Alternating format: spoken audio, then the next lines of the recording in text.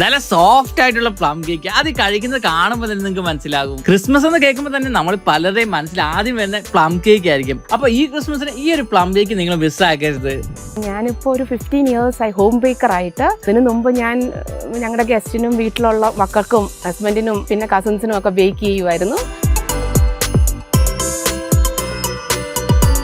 ഞങ്ങളുടെ ബ്രാൻഡിൻ്റെ പേര് ഫ്രോസ്റ്റിംഗ്സ് കോട്ടയം എന്നാണ്.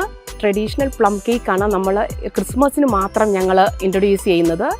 അത് നമ്മൾ ഒരു 1 year പ്രോസസ്സാണ്. നമ്മളത് ഫ്രൂട്ട്സ് എല്ലാം മേടിച്ച് അത് സോർട്ട് ചെയ്ത് നമ്മളത് വൈനിലും ഹണി ആൻഡ് കാരമലി സോക്ക് ചെയ്ത് വെക്കും.